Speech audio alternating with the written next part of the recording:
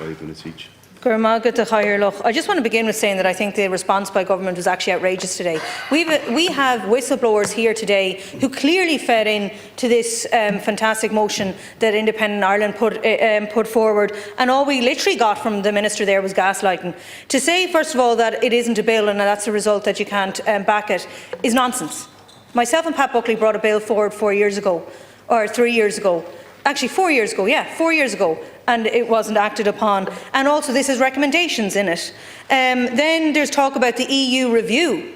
Sure, the whole reason we had the changes in the whistleblower legislation last time was because of the transposition of the EU directive.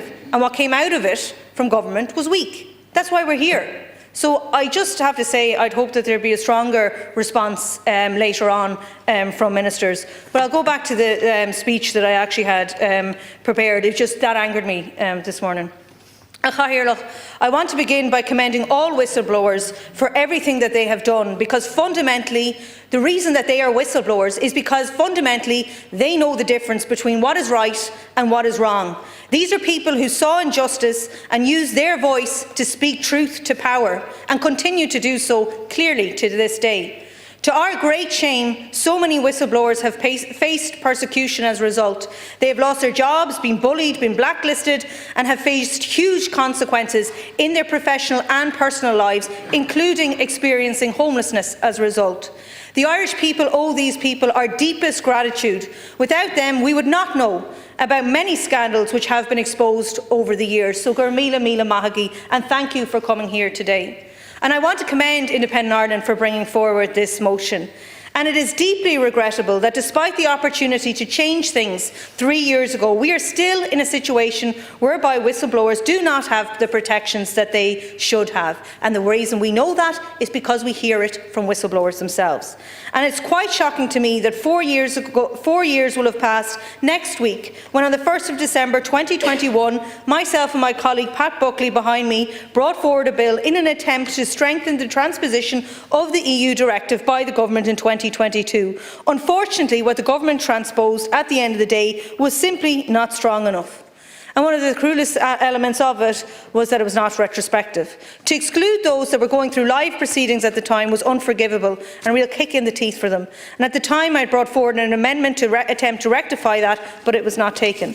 What we needed from government was the empowering of the Minister to gather all documents relevant to a protected disclosure made to him or her regarding his or her department or bodies under its authority, and to pass this information on to the AG in connection with the conduct of legal proceedings on behalf of the state.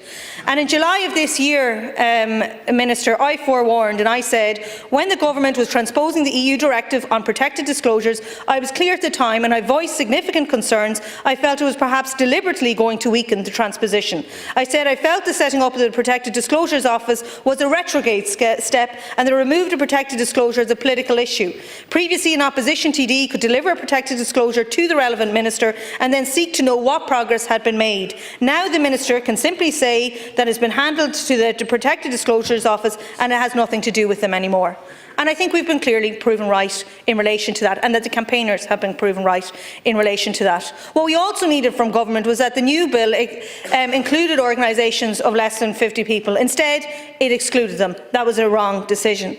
And when dealing with this issue, it is also important to deal with the facts. Research shows that people lose over €40,000 in the course of their working life as a result. And as we have the hard evidence on that, it is quite clear that financial support should be part of any strengthening of the legislation. And again, we saw that in today's motion. Providing free legal aid and psychological services for whistleblowers and removing the limitations on financial compensation that whistleblowers can win by way of redress are important steps in that regard. Minister, whatever your view or my view was on the transposition of the EU directive, and whether at that time you believed that it was strong enough or whether you didn't, we have to deal with the reality of the situation now.